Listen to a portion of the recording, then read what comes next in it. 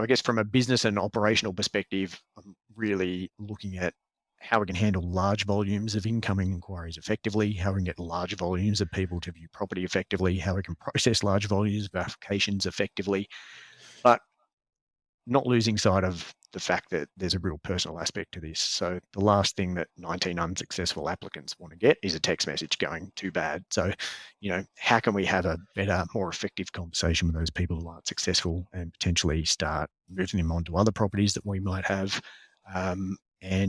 Outside of all of that, how am I going to support my team members? You're listening to Elevate, the official podcast of Elite Agent for real estate industry sales professionals, property managers and leaders. With thanks to our partner Connect Now, Elevate brings you the best tools, thinking and strategies to elevate your results. To get access to all of Elite Agent's premium resources, including a detailed episode guide for this podcast, visit joineliteagent.com.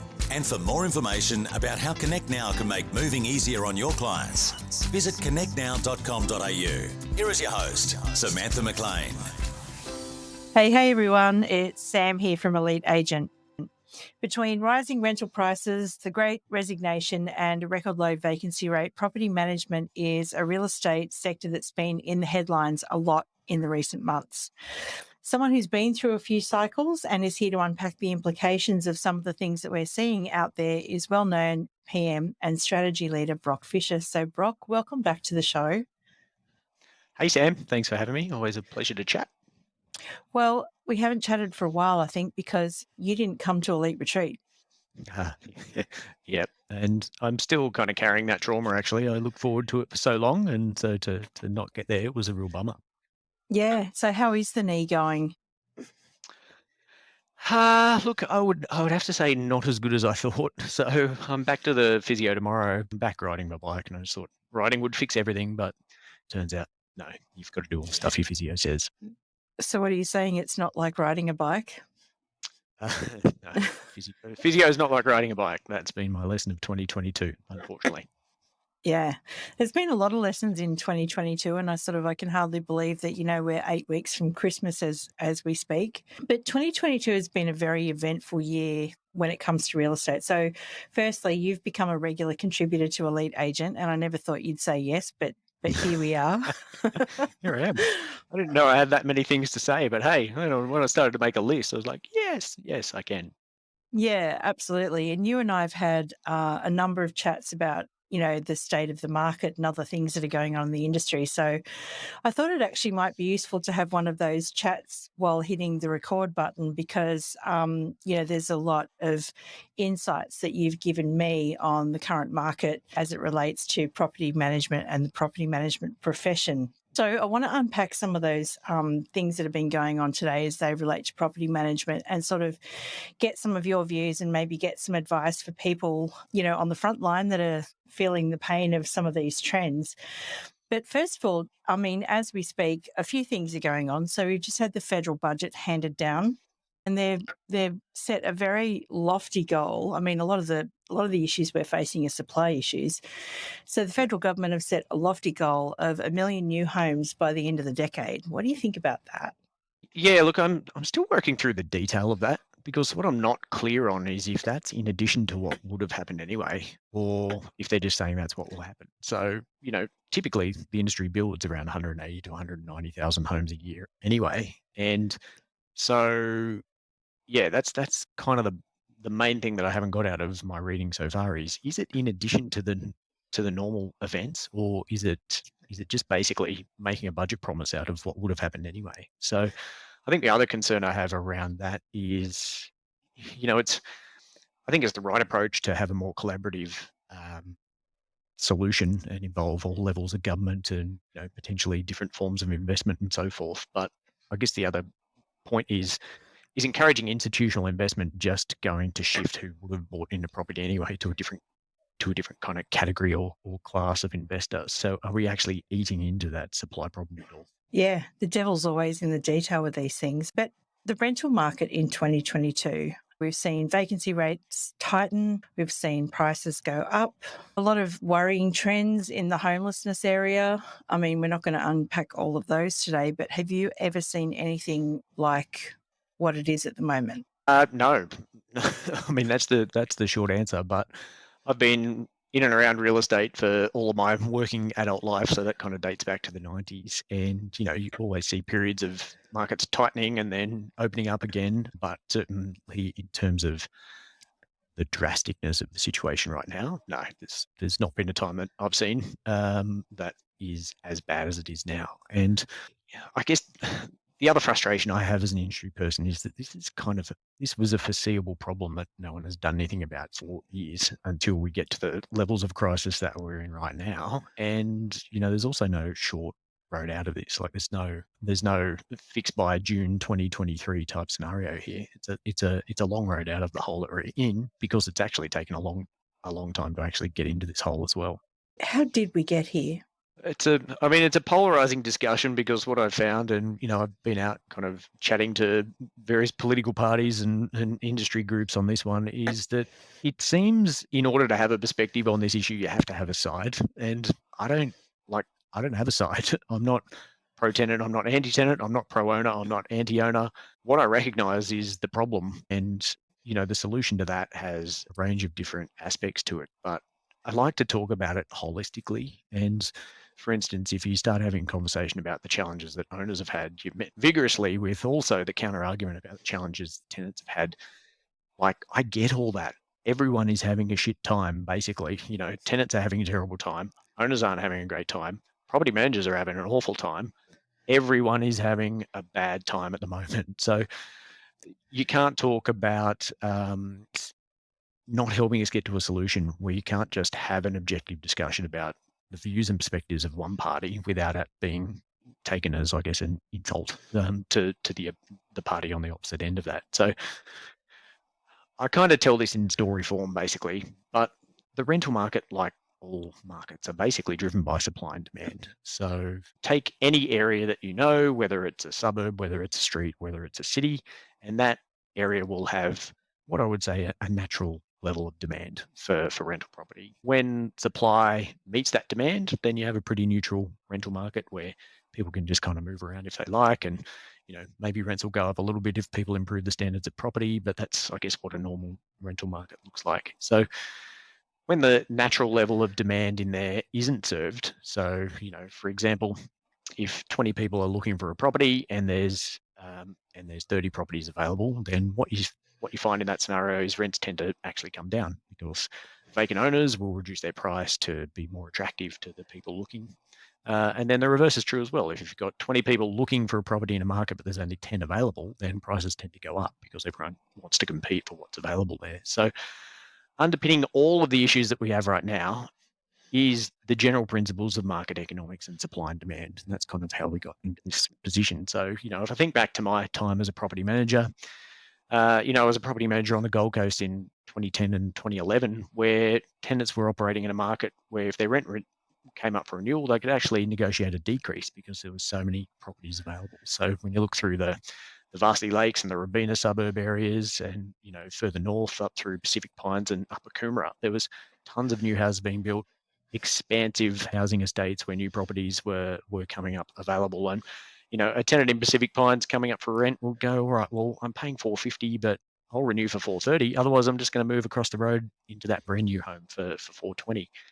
So what we're seeing now is the exact opposite of that scenario, where over probably a 7-year period, there's been a range of factors impacting people choosing property as an investment class and also taking the property to cash out, taking the opportunity in the market to cash out a property.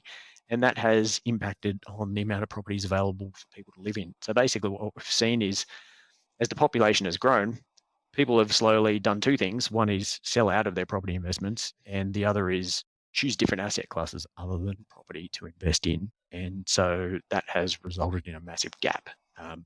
We've got further impacts there as well when you think about things like flooding and making those properties unlivable. The challenges that you have trying to get any of those properties back and available to be lived in because there's drastic shortages of raw materials and trades to do the work. So, yeah, there's certainly been I guess, a perfect storm of mitigating circumstances at the moment. I've never seen, certainly in my time in real estate, which might not be as long as you, but probably getting close.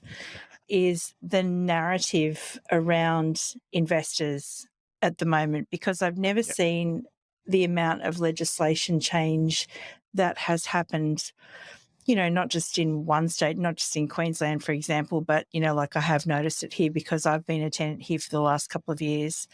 But all around Australia, there's been changes in WA, there's been changes in Victoria, there's been changes in New South Wales. And there seems to have been like this growing narrative of, the big bad landlord and the poor tenant. Or am I dreaming? Well, it depends on which side of the discussion you ask. Look, there's been no doubt that over the past couple of years, there's been a range of additional protections put into tenancy acts in every state that have the effect of greater surety and continuity from the tenant's side of things. Now, how that's been done has been different in each state. Are those protections needed? Like, yeah, potentially.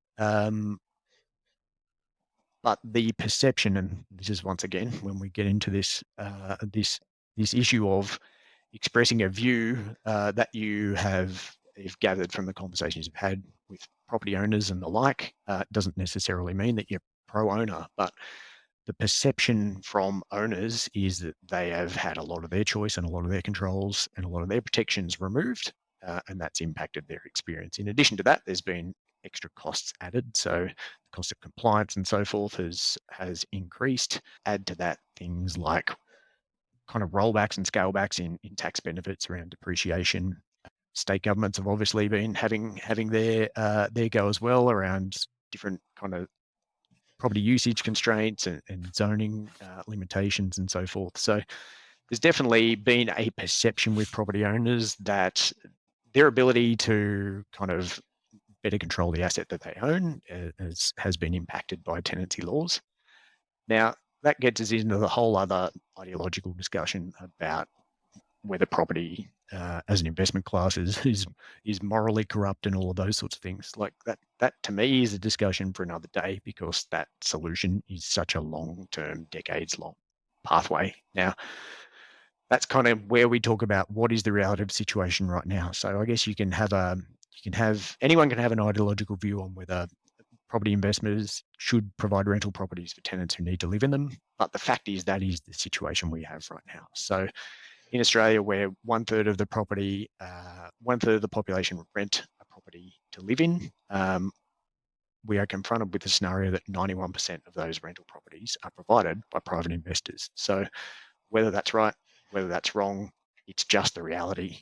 Now, in a situation where governments have actually been progressively rolling this back over the years, which kind of adds a bit of a interesting perspective to the housing announcements lately about trying to be the provider and make an impact. That's actually in many ways a position that has been caused by various levels of government over the years, because if you look at the amount of tenants able to access property that's provided by governments or housing authorities, that's actually halved since 1997. So state governments have quietly sold off 100,000 properties over the past couple of decades, which has drastically impacted on what's available from a supply point of view. But it's also moved us further towards the almost complete and entire dependency on the private investor. So we're in a situation where almost every renter in the country is entirely dependent on a private investor, but we're also trying to demonize private investors at the same time. So this is two very confusing perspectives where, on the one hand, we are almost entirely relying on private investors to buy a property to add to the rental pool for people to live in. But at the same time, we're saying, no, this shouldn't be an investment thing. And, governments have got to become more involved. Like, to shift that paradigm takes generations. It takes decades. So that is not going to help any of 116,000 homeless people right now, the 163,000 people that are on a waiting list for a public housing property. So, these are two very different sort of problem to solve, and over, vastly different timeframes.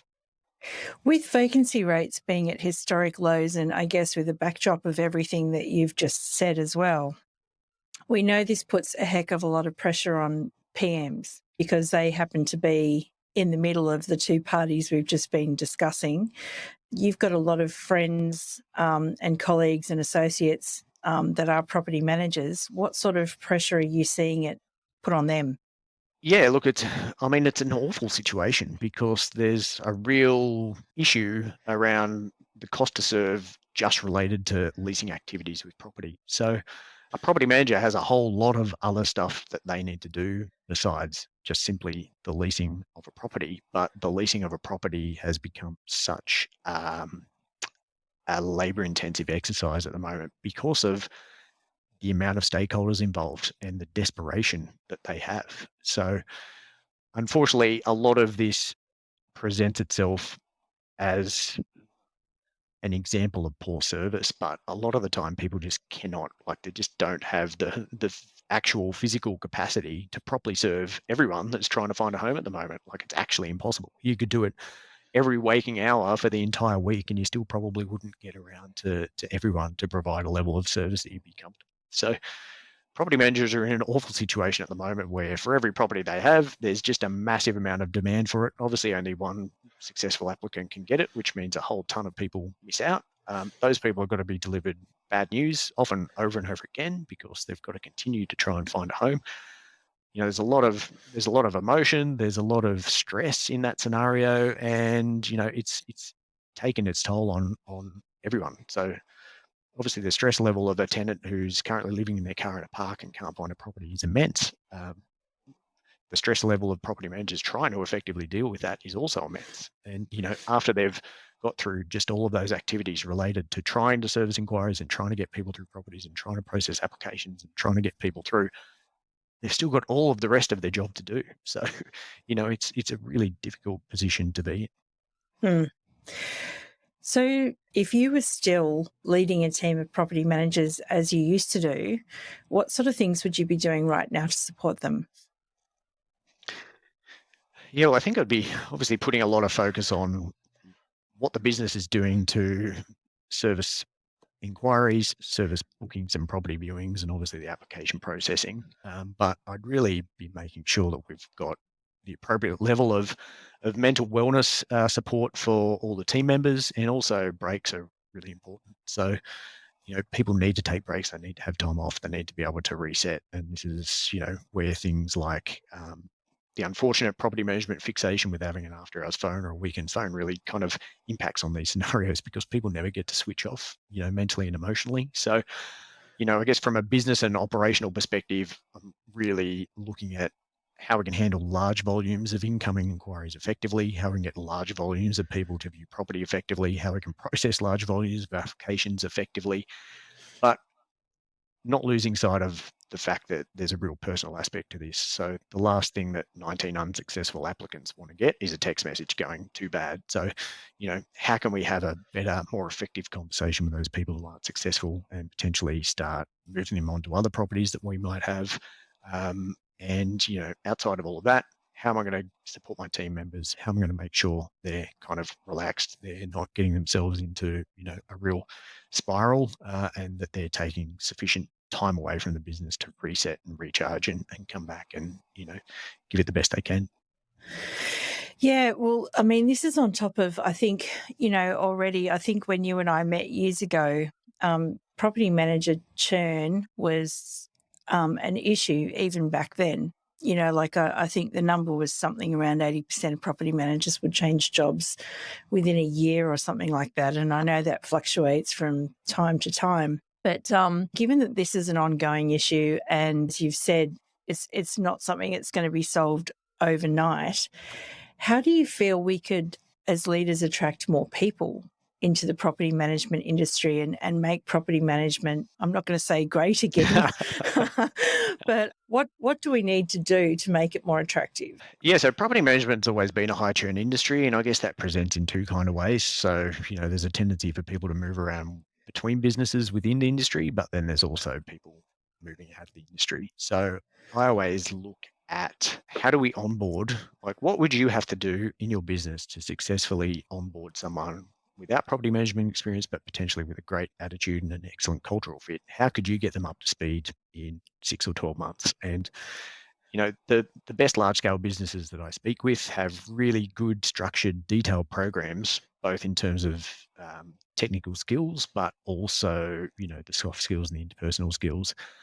And they also had a lot of support around incoming team members so that you could potentially get a new team member coming in and over a 12-month period becoming capable of managing, quite a large portfolio with excellent customer service metrics and all of that type of stuff because of the structure and the content of the onboarding process and because of the support that's offered around from a technological and from an administrative perspective to get people up to speed. So, I think from a recruitment perspective, in a business, if you have a scenario where you can recruit people that actually aren't necessarily directly experienced in property management, but you can get them up to speed and get great results out of them in a short period of time, that's kind of the secret sauce right now. Because if you are relying on someone that's coming in that's experienced to come in and be able to do the work, then those types of people are they've got options everywhere. So if your business is entirely dependent on being able to recruit them, invariably your wage prices are going to go through the roof, which is going to obviously affect profitability and viability of your business moving forward. So I think the industry needs to get really serious about firstly looking after the people that you have and the talent that you have, because retention is way better than recruitment, to be frank. So retain and really look after your people right now. If you've got to go down that recruitment process, then be really serious about what sort of impact and what sort of impression you're going to make on people when they join your business, and how you're going to support them through that first 6 months, because that first 6 months is critical. And portfolio churn is one of the biggest sources of complaint and friction with both owners and tenants, because tenants also don't want to have a revolving door of a property manager every 3 or 4 months, because so much of the stuff that they've talked about just kind of goes out the door with that person. So um, for the sanity of everyone, yeah, stability. You can do marvelous things with a stable team. So how are we going to do that? That's the question. Yeah. I'm going to ask you a question that's kind of not on the program, but made me think of an article that you wrote for us a few years ago called, I think it was called Recruit, Automate or Outsource or something like that. And I'm sure that there's a lot of people now, because recruitment is hard, unemployment's low, lower than it's been for a while, although, I guess that's probably going to fluctuate over the next, 12 months or so. But I'm sure that there's also a lot of people that are sort of thinking about their options for 2023, which could be, automate, outsource, or recruit. Can you give us a little bit of a rundown? Like, have your thoughts changed any on when to use each of those things? I don't know whether they've changed. I think they've definitely evolved, but I think whether you're looking at, well, outsourcing is, it's a word that I've always kind of not liked, because to me, outsourcing means that you're handing something off with no control over how that thing is done. There's offshoring and there's also onshore versions of that as well. So an assistant that can work remotely from an administration capacity, they can be local, they can be Australian based. There's lots of people that operate in that space, or they can be offshore. But whatever that assistance looks like, whether that be provided by a person or whether that be provided by a technology solution, I have the view that you don't want to digitize and automate the moments that really matter. So if as a property manager, you've got the opportunity to have a really good interaction with a customer, that's the bit that you need to be doing in person. It would be a shame to not be able to differentiate your service by digitizing that type of scenario, because that just basically creates a problem where if everyone is having a digital experience that's largely the same, it becomes a race to the bottom from a fee point of view. So that's where we get ourselves into the trap of potentially being the intermediary that gets removed in the property management scenario. We don't want to do that. So whether it's outsourcing, whether it's offshoring, whatever you call all of that kind of remote administrative assistance, or whether it's a technology or a digital solution, it should be aiding and complementary to the person that provides the service so that they can spend more time in that high value space and not kind of replacing them. One last question on the current supply issue. Like, if you could see a best case scenario for the next 12 months, what would it be? Look, for the next 12 months, given the lead in time to all of the grand scale, housing construction type things, like these are all years down the track and we have a problem right now. So if we have a problem to solve right now, the only way out of that is to encourage people that can buy a property to buy a property and make that available for rent. So we've seen a combination of factors here. We've seen kind of fed up owners cashing out and choosing to just make the most of what was a pretty buoyant sales market and go, that's it, I'm tapping out. We've also seen less people who could buy a property buying a property because of the attractiveness of property as investment has diminished. So people who could invest in property are choosing other asset classes. But we've also seen a scenario where it's been really widely reported that people have suffered quite big losses off rent rolls over the last 12 or 18 months. So I think everyone kind of thinks it's just them, but the more people you talk to and the more, coaching and training organizations that you speak to, the more you find that 20% losses off rent rolls has been pretty common due to sale over the last 12 months. So the point I would make about that is that 20% of the losses of a rent roll to sale has had absolutely no impact on the amount of people looking for rental property. So that kind of serves to address what I would call is a bit of a myth that enabling more tenants to buy a property kind of solves the rental crisis, because many tenants will never buy a property. Like, this is just fact. There are a proportion of tenants who are financially able and capable and placed and, are out there looking and they will buy a home, but that is not everyone. There are so many tenants who will continue to be tenants for the rest of, their existence. And, for various reasons, trying to encourage, sale options to solve this crisis is not the way to go. So we need to make property more attractive for people to buy, but we need to do that in a way that doesn't inflate the asking price. So, for me, gearing has been a political punching bag for quite a while now, but I think incentivizing property in that way is better than just making money really cheap, which basically just inflates the cost of property. So, I've had investment properties in the past that have been negatively geared, and the thing that you're confronted with from an investor's point of view is you still got to service that cost. So, every month that the expenses outstrip the income, like, you've got to actually find that money. And then at the end of the year, obviously you do your tax return, and, hopefully you get a little bit of money back, which then you can reinvest into things like maintenance and improvements around the place. But if we talk about what we need right now in the next 12 months to solve the issue that we have right now, it's to encourage more people to buy a property to make it available for rent. So people that could, let's get them to buy one, because that's actually the only way that we're going to solve this, in the short term. Thank goodness that, Anastasia's land tax scheme didn't get up, because that would have made the whole thing heaps worse. Yeah, that's right. Like, everything that we do to demonize owners just makes them less likely to want to invest in property, which compounds the problem. Like, all of this stuff compounds the problem. So people can have the ideological view that property shouldn't be an investment and all of that type of stuff. But once again, it doesn't get us away from the reality that that is the current scenario. So whatever that is the current scenario, and that would take generations and decades to shift, let's solve the problem at hand. Yeah. Well, another thing that would be quite counterproductive, I mean, again, depending on the side of the political fence you're sitting on, is the idea of rent control, which has been raised by the Greens lately. What are your views on that one? Like, rent control and introducing further regulations in that space, to be fair, it just will piss more owners off, which makes people more likely to sell their property, which means that there's one less property available for people to live in. That's the cold, hard reality. So what's often missing in this argument is, from an owner's point of view, just look at interest rates. They're double what they were 6 months ago. So, if you had to pay $2,000 a month in the mortgage 6 months ago, you now have got to come up with $2,700 a month for the mortgage and top of your other costs. Like, it's increasingly more expensive to actually own a property, whether it's rented or not. So when you're trying to cap the level of investment return on that, then you're basically making it less attractive for people to invest in property, which gets us back onto this merry-go-round again of A, why would I invest in property? B, if I currently have a property, maybe I'll just sell it and I will put my money into a different form of investment.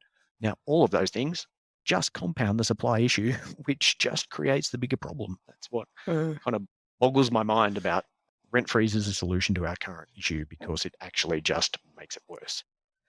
Yeah. Yeah.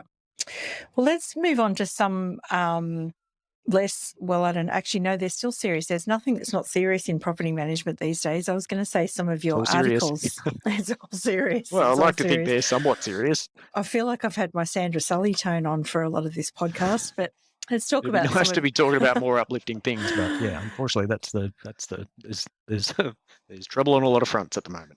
it. Would I have this running joke that that she gets on at 5 o'clock and says good evening and then tells you why it isn't. Yeah, But, true. Good evening, or is it, Sandra? good evening. Yeah. Yep. No, it's not. So you've written a couple of articles for us, and I just the last one was quite interesting about control and consent. So property management has obviously changed a lot since you and I were kids. So talk us through that article and what the thinking was behind that one. Oh, look, I mean, it's intended to be thought provoking around the reality of the fact that current regulation around payments is decades behind where payments actually are in 2022 and beyond. So for those that haven't read that piece, but the point I'm basically getting at is that basically everything in everyone's life has evolved. Digital payments are significantly more advanced and way different than they were even 10 years ago.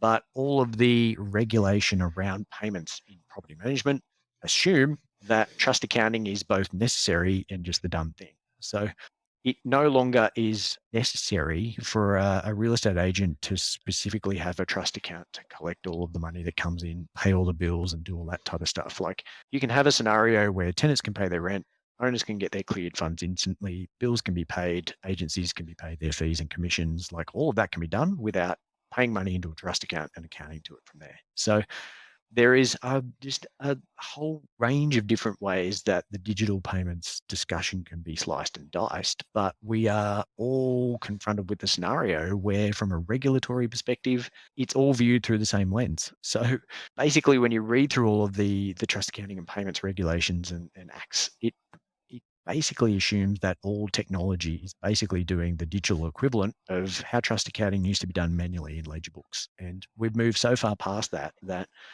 there's just, I guess, I would call it embarrassing reality, where from a compliance perspective, regulators are constantly looking at digital solutions coming to market and trying to assess them through a set of parameters designed for one particular scenario, and they just don't fit. So I think the concept of collection in a trust account, it used to actually mean control, because if you collected all of that money, then you had absolute control over what happened to it after that. So it was perfectly appropriate for the time and the protections that consumers needed. But we have moved so far past that from a compliance and regulatory perspective, to still be completely wed to that concept of money going to a trust account, where there's so many different ways that this whole payment scenario can be engineered, it's kind of laughable. So what you will have is the uncomfortable scenario for people where, from a regulatory perspective,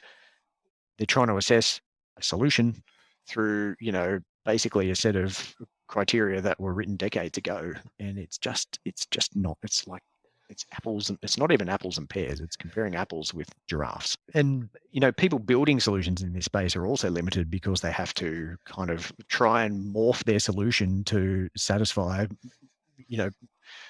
what sparse regulatory constraint there are from decades ago, which just kind of moves away from what you would do if you had a blank sheet to work with. So to me, collection is a completely redundant idea.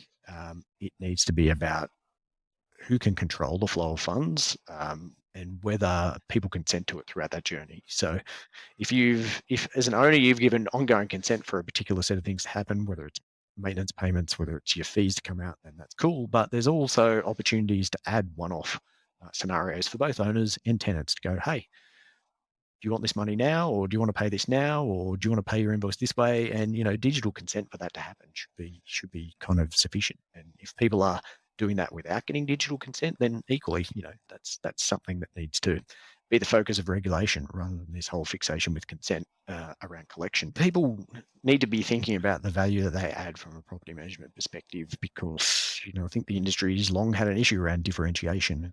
The way to increase revenues and profitability is to well and truly set yourself apart from someone that's providing a generic service. But I guess my point around collection is more about the fact that there's just like that is the old world, collection as one function of let's not even call it collection. Let's just look at it as the financial side of property management. Like it no longer occurs in a way that it did 30 years ago, but all the framework assumes that it does. So, failure to evolve that. And legislation has a very important role in consumer protection and all of those things, but it also is equally kind of toothless when it's designed for a scenario that's long since been moved past. So my primary concern right now is that regulation is so far behind where technology is. Unless we close that gap, then the whole function and purpose of regulation being around consumer protection and all those sorts of appropriate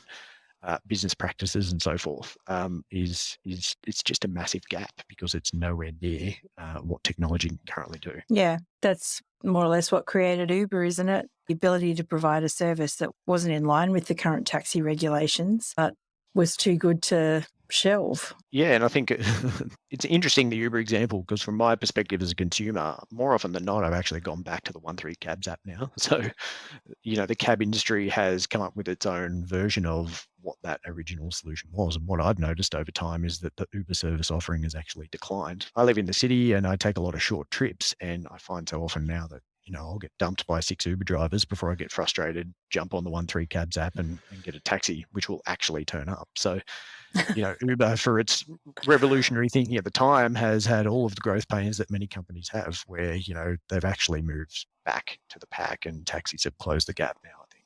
So what are you writing about next issue for the summer issue? Well, I'm going to talk more about the onboarding piece. So how can you make most out of the opportunity you have with the team member that's just joined your organization? So we want to talk about how to get people up to speed effectively, but also make them feel very supported and want to stay, because I'm absolute firm believer that retention is better than recruitment, as I said earlier. So recruitment is a reality of life, but if you don't have to do it as often because you're just getting up to speed really quickly and your people want to say and they love the environment you've created, then that's kind of a win for all of us, I think.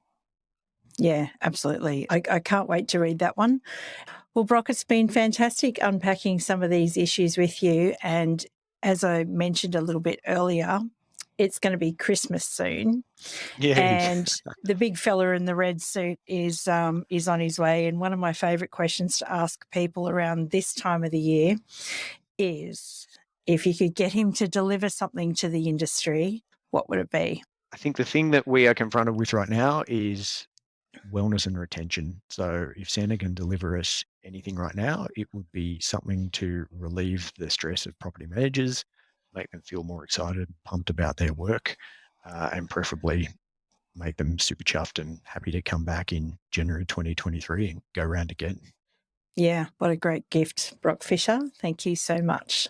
All right. Thanks, Sam. We hope you enjoyed this episode of the Elevate podcast, with thanks to connectnow.com.au. Don't forget to get access to all of Elite Agent's premium resources, including a detailed episode guide for this podcast. Visit joineliteagent.com.